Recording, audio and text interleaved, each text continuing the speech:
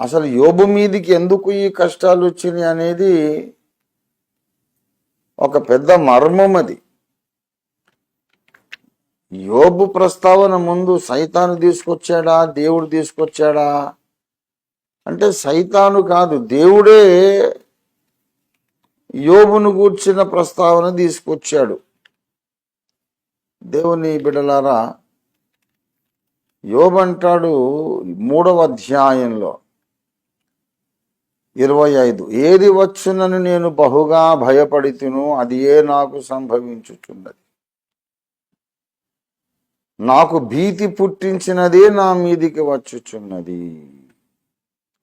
ఇప్పుడు ఏదైతే జరిగిందో ఈ దారుణమైనటువంటి ఈ ఉపద్రవం ఏదైతే ఉందో ఇది వస్తుందని బహుగా భయపడ్డాడట యోబు. అసలు దేవుడైనా సైతానుగాడు వచ్చాడు, ఎక్కడి నుంచి వచ్చావు అని అడిగితే భూమి మీద నుండి అటు ఇటు తిరుగులాడుచూ వచ్చాను అన్నాడు. దేవుడు ఎందుకు మొదలు పెట్టాలి? నా సేవకుడైన యోబు సంగతి ఆలోచించి వారు ఎందుకు అనాలి? అనకపోతే ఈ కథంతా లేనేలేదుగా. పరలోక విశ్వ న్యాయ వ్యవస్థలో ఒక రూల్ ఉంది, ఒక రూల్. దేని గురించైతే నీవు భయపడతావో అది నెగటివ్ ఫెయిత్ అన్నమాట. నాకు ఇలాగ అవుతుంది అవుతుంది అవుతుంది అవుతుందని నువ్వు భయపడితే అది అయ్యే పరిస్థితులు వచ్చేస్తాయి. అది ఒక బ్రహ్మ రహస్యం, దేవ రహస్యం. కాబట్టి ఎవరికైనా కీడు చెయ్యాలి అని సైతాన్ అనుకున్నప్పుడు అది జరుగుతుందేమోనన్న అనుమానము, భయం ముందు వాళ్ళలో పుట్టిస్తాడు. ఇది విషయం. ఎవరినైనా చంపేయాలనుకున్నాడు అనుకోండి, నేను చచ్చిపోతానేమో అని ఆ భయాలు వాళ్ళలో పుట్టిస్తాడు. అలా భయాలు పుట్టించడానికి సాతాను చేసే ప్రయత్నమే పీడకలలు. పీడకలలు. మా కుటుంబాన్ని ఏదో కీడు వెంటాడుతుందండి అంటారు కొంతమంది. ఎట్లా తెలుసండి అంటే, నాకు ఈ మధ్య ఎక్కువ అవే కలలు వస్తున్నాయి. అస్సలు అక్కడే ఉంది సాతాను ఉచ్చు. మా అమ్మాయి నా మీద తిరగబడుతుందని, నాకు ఇష్టం లేని పెళ్లి చేసుకుంటుందని దేవుడు నాకు చూపించాడండి. దేవుడు చూపించడం కాదు, అలాంటి చెడు నీకు జరుగుతుందని కలల ద్వారా, దుష్ట స్వప్నముల ద్వారా, పీడ కలల ద్వారా నీ మనస్సులో భయాందోళన సాతాను ఒక గింజ బీజము నాటినట్టు నాటుతున్నాడు. దాన్ని నీవు స్వీకరించి, నాకు ఇలా ఊరికే కనబడలేదు, దేవుడే చూపించాడు అనుకొని ఇలా జరుగుతుందేమోనని కొన్ని నెలలు, సంవత్సరాలు ఆ భయం నీలో వాడు ఉంచేస్తాడు. ఆ భయం నీలో, నీ వ్యక్తిత్వంలో ఒక భాగం అయిపోతుంది. నాకు ఆర్థికంగా నష్టం వస్తుందేమో, నేను అప్పుల పాలవుతానేమో, దివాళా తీస్తానేమో, నా పిల్లలు నాకు దూరం అవుతారేమో, నా కుటుంబం కూలిపోతుందేమో, నా భర్త నాకు దూరం అవుతాడేమో, నా భార్య నన్ను విడిచిపెట్టేస్తుందేమో అని ఇలాంటి భయాలు, సమాజం అంతా నాకు వ్యతిరేకమవుతుందేమో అని భయాలు వాడు సాతాను పుట్టిస్తాడు మనలో. యోబు కథంతా ఎక్కడ మొదలైందో తెలుసా మీకు? యోబు భయపడడంతో మొదలైంది. రికార్డు చేయబడడంలో ముందు ఈ విషయం చెప్పలేదు. ఇలా ఒక మనుషుడు ఉండేవాడు, అతన్ని గురించి పరలోక దర్బార్లో చర్చ వచ్చింది. అప్పుడు దేవునికి సాతానికి మధ్యలో సవాలు, ఛాలెంజ్ అనేది వచ్చింది. ఆ తర్వాత దేవుని అభిప్రాయం రైటా, సాతాను అభిప్రాయం రైటా అని చూడడానికి, పరీక్షించి విశ్వానికి పాఠం నేర్పడానికి, యోబుకు కీడు తీసుకురావచ్చు, ఉపద్రవాలు తీసుకురావచ్చు అని దేవుడు సాతానుకు పర్మిషన్ ఇచ్చాడు, అనుమతినిచ్చాడు అని ఇలా కథ స్టార్ట్ అవుతుంది. అయితే అసలు అంతకన్నా ముందు, అసలు ఈ సాతాను పరలోకానికి వెళ్ళకముందు, దేవుడు యోబును గురించి ప్రస్తావించక ముందు ఒక సంగతి జరిగింది. అది కథలో ముందు అది రాయాలి. యోబు జీవితం ఎవరైనా సినిమా తీస్తే అక్కడ మొదలు పెట్టాలి. యోబుకు 7 కుమారులు ఉన్నారు, 3 కుమార్తెలు చక్కని వారు. వాళ్ళు యవనస్తులైనారు, పెళ్లికి ఎదిగారు, ఇంకా వివాహాలు కాలేదు, చేయాలి, వివాహాలు చేయాలి. ప్రతిరోజు వాళ్ళ కొరకు దేవునికి నైవేద్యం అర్పించి, బలి అర్పించి యోబు ప్రార్థన చేసేవాడు. నా పిల్లలు క్షేమంగా ఉండాలి, వాళ్ళు దేవుని దృష్టికి ఏ తప్పు పని చేయకూడదు, దేవుని దృష్టిలో వారు చెడు పనులు చేయకూడదు, వారు మంచిగా బ్రతకాలి, క్షేమంగా ఉండాలి అని వాళ్ళ కొరకు ప్రార్థనలు చేసి దేవునికి దహన బలులు అర్పించేవాడు యోబు భక్తుడు. అప్పుడు సాతాను యోబులో ఒక భయం నాటాడన్నమాట. అలా కొన్ని సంవత్సరాలు గడిచిపోయినాయి. ఏ భయము లేకుండా తన పిల్లల కోసం ప్రార్థనలు చేస్తూ దహన బలులు అర్పిస్తూ యోబు భక్తుడు తన కుటుంబాన్ని ఏలుకుంటున్నాడు, పోషించుకుంటున్నాడు, నడిపించుకుంటున్నాడు. మంచి ధనవంతుడు కదా, పోషణకు ఏమి లోపం లేనివాడు. ఎప్పుడు ప్రార్థన చేస్తూ ఉన్నాడు. అలా ఏళ్ళు గడిచాక ఒకరోజు ఎన్నడూ లేని తలంపు వచ్చింది యోబుకి. అదేమిటంటే, నా పిల్లలు ఇప్పుడు బాగానే ఉన్నారు, కానీ సడన్గా సుడిగాలి వచ్చి మేడల బిద్దలు కూలిపోతే స్పాట్లో నా 10 మంది పిల్లలు చచ్చిపోతే ఒకవేళ నా పరిస్థితి ఏంటి అనే ఒక విచిత్రమైన తలంపు వచ్చింది.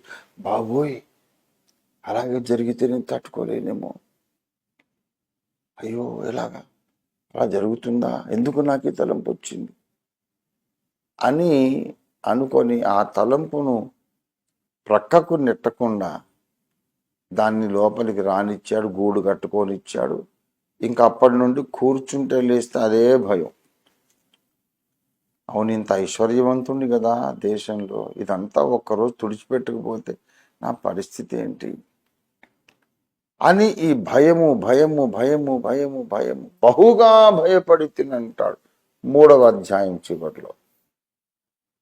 ఏది జరుగునని నేను బహుగా భయపడి తినో, అదే నాకు సంభవించుచూ ఉన్నది అన్నాడు. ఎప్పుడైతే నాకు నెగటివ్ జరుగుతుందని నీలో భయం ఏర్పడిందో అది సైతాను నీలో నాటిన విత్తనం అని నువ్వు మర్చిపోవద్దు. దాన్ని అసలు రానివ్వద్దు. కొంతమంది నాకు కలలో గబ్బిలం వచ్చిందని, కాకి వచ్చిందని, ఏదో తొండ వచ్చింది, బల్లి వచ్చిందని, పాము వచ్చిందని. అరే ఏమైనా రాని, 1,00,000 పాములు రాని, 1,00,000 తొండలు బల్లులు రాని, ఎందుకు నీకు దాని సంగతి పట్టించుకోవద్దు. అదేంటండి మరి దేవుడు చూపిస్తే మనం చూసి ఏం చేస్తావు? నువ్వు ఏం చేస్తావు? ప్రాక్టికల్గా ఏం వేరుంది దాంట్లో? వ్యర్థమైనటువంటి తలంపులు, కళలు, దర్శనాలు కూడా మనం అస్సలు పట్టించుకోవద్దు. నేనైతే పట్టించుకోను. ఒక సహోదరి వచ్చి నా దగ్గర నాకు చెప్పింది, అయ్యగారు నాకు కళ్ళు వచ్చిందండి, అడవిలో పరిగెడుతున్నాను, వెనక పాము నన్ను తరుముకొస్తా ఉంది, దానికి నేను దొరకటం లేదు, ఆ పాముకు నేను దొరకడం లేదు, పరిగెట్టిపోతున్నాను, అది మాత్రం నన్ను విడవకుండా వెంటాడుతుంది, నన్ను పట్టుకోలేకపోతుంది, కానీ నేను దానికి దొరకటం లేదు, కానీ అది మాత్రం విడిచిపెట్టట్లేదు. ఇలా చాలా భయం వేసింది, కళ్ళు చెమటలు గక్కి మెడకు వచ్చేసింది. అయ్యగారు ఏదో నాకు కీడు రాబోతుందని, నాకేదో అంతరాత్మ చెబుతుందని ప్రార్థన చేయమని నన్ను అడిగింది. నువ్వు ఇంత చెప్పి ఇంత పాండిత్యం ప్రదర్శించిన తర్వాత ఇక నేనేం చేసేది? ప్రార్థన ఏం చేయాలి? నేను అడిగానమ్మా, నీకు పాము వెంటాడుతున్నట్టు కల వచ్చింది, ఈ నీ ప్రక్కనున్న ఈమె ఎవరు అంటే నా స్నేహితురాలండి, ఇద్దరం ఒకే రోజు రక్షణ పొందామండి. సంతోషం. అమ్మ నీకు వచ్చిందా పాము కలలో అంటే, లేదండి పాస్టర్ గారు నాకేమో రాలేదండి అంది. సరే అమ్మ, నీకేమో కలలో పాము వచ్చింది, ఈమెకు రాలేదు, కానీ ఇద్దరిని గూర్చి లేఖనం చెప్పింది, మీ విరోధి అయిన అపవాది ఎవరిని మిరుగుదునా అని వెదకుచూ తిరుగుచున్నాడు. మీ విరోధి అయిన అపవాది, ఈ sister number 1, sister number 2. Number 1కి కూడా విరోధి అయిన అపవాది వెంటాడుతున్నాడు. ఏ కళ, ఏ దర్శనము, పీడకళ రానటువంటి సిస్టర్ నంబర్ 2కి కూడా సాతాను వెంటాడుతున్నాడు, పొంచి ఉన్నాడు, ఎవరిని మింగుదునా అని వెతుకుచున్నాడు. ఇప్పుడు స్పెషల్గా నీకు కళ వచ్చినందుకు నీకు ఒక్కదానికే వాడే వెంటాడాడు కదా, అందరినీ వెంటాడుతున్నాడు. సార్వత్రిక సంఘాన్ని, భక్తకోటిని వెంటాడుతున్నాడు. వీళ్ళలో ఎవరు దొరుకుతారో, ఎవరిని మింగేద్దామా అని వెతుకుచూ వాడు తిరుగుచూ ఉన్నాడు. కళలు వచ్చిన వాళ్ళని సాతాను వెంటాడుతున్నాడు, కళలు రానోళ్ళని కూడా సాతాను వెంటాడుతున్నాడు. ఇప్పుడు ఈ స్పెషల్గా కళ వచ్చినందుకు ఏం ప్రయోజనం? లేఖనం ముందే చెప్పింది కదా, రక్షణ పొందిన వాళ్ళు, దేవుని మహిమపరచాలని తీర్మానం కలిగిన వాళ్ళు, యథార్థంగా బ్రతకాలని తీర్మానం కలిగిన వాళ్ళందరినీ కూడా ఏదో రకంగా గాయపరచడానికి, నష్టపరచడానికి దుష్టుడు, సాతాను, అపవాది, ఆది మహా ఘట సర్పం వాడు పొంచి ఉన్నాడని లేఖనమే చెప్పిన తర్వాత నీ కళ ద్వారా వచ్చిన కొత్త సత్య ప్రత్యక్షత ఏముంది? అదే కళ నాకు వస్తే నేను ఏమనుకుంటానంటే, ఇప్పుడు నాకు ఈ కళ వచ్చింది, కానీ ఈ కళ రాకముందు, ఈ కళ రానటువంటి ఇతర వ్యక్తులకు అందరికీ కూడా సాతాను ఒక శత్రువు, అందరినీ కూడా ఏదో రకంగా నష్టపరచాలని వాడు చూస్తూనే ఉన్నాడు. యేసు నామములో వాడిని బంధించేస్తున్నాను అంటాను, అంతే. అంతటితో వదిలేస్తాను. అంతేగాని దాన్ని ఒక భయంగా స్వీకరించి, ఒక ఫియర్ మన హృదయంలో మనమే నెలకొల్పుకొని దాని గురించి రాత్రి మగలు ఆలోచించి భయపడి భయపడి భయపడి భయపడి అప్పుడు విశ్వాన్ని ఏలే శక్తులు నీవు భయపడుతున్న దాన్ని నిజంగా నీ జీవితంలో జరిగించి తీరాలి అనే ఒక విశ్వ న్యాయం ఒకటి ఉంది. ఏది అతిగా నువ్వు ఊహించుకొని ఇలా జరుగుతుంది జరుగుతుంది అనుకుంటావో అది జరిగించాలి. నీ నమ్మిక చొప్పున నీకు జరుగునన్నాడు యేసయ్య. ఈ భయం ఇలా తన లోపల గూడు కట్టుకొని అదొక నమ్మికలాగా మారిపోయింది యోబుకు.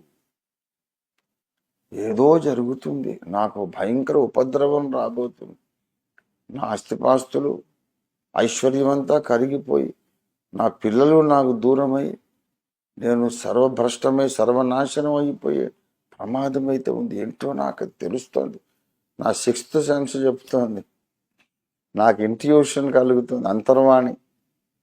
ఈ మధ్య ఎక్కువ అదే కళలు వస్తున్నాయి. ఇలాగా ముందు సాతాను యోబు మనస్సు మీద దాడి చేశాడు. బాగా గమనించాలి. మనలో ఎవరి మీదనైతే సాతాను దాడి చేయాలనుకుంటాడో వాళ్ళ మనస్సుల మీద ముందు దాడి చేస్తాడు, వాళ్ళ ఆలోచన ప్రపంచం మీద దాడి చేస్తాడు. ఆ దాడి ఏంటంటే కీడు జరుగుతుందని నీవు భయపడేటట్టు చేస్తాడు. అది వాడి అస్త్రం, వాడి అస్త్రం. నాకు కీడు జరుగుతుందని నువ్వు భయపడేటట్టు వాడు చేయగలిగాడంటే సగం వాడు యుద్ధం గెలిచినట్లే. ఆ భయాన్ని నీలోనికి నువ్వు రానిచ్చావంటే నువ్వు సగం ఓడిపోయినట్టే, నీ ఓటమి ఖాయం. భయం ఎందుకు రాణిస్తావు? నువ్వు ఏడిసావు పోరా, ఏంటి పీడకలలు, బోడి కలలు, ఎవడికి కావాలి ఇవి? లేఖనం ఎప్పుడో చెప్పింది, దుష్టుడు నా వెంట పడుతున్నాడని లేఖనం చెప్పింది, యేసయ్య కాపాడుతాడని కూడా చెప్పింది. నువ్వేంటి మధ్యలో ఈ కళలు పెట్టేది? దానివల్ల ఏంటి నువ్వు వెలగబెట్టేది ఏంటి? ఏంటి కొత్తగా చెప్పేది ఉంది? చల్ గెట్ అవుట్ అన్నారు. ఆ స్థిరమైన మనోనిబ్బరం, ఆ విశ్వాసం మనలో ఉంటే వాడేమి చేయలేడు. ఇక ప్రయత్నం చేస్తాడు, భంగపడుతూ ఉంటాడు, అంతే. అదే వాడు బతుకు.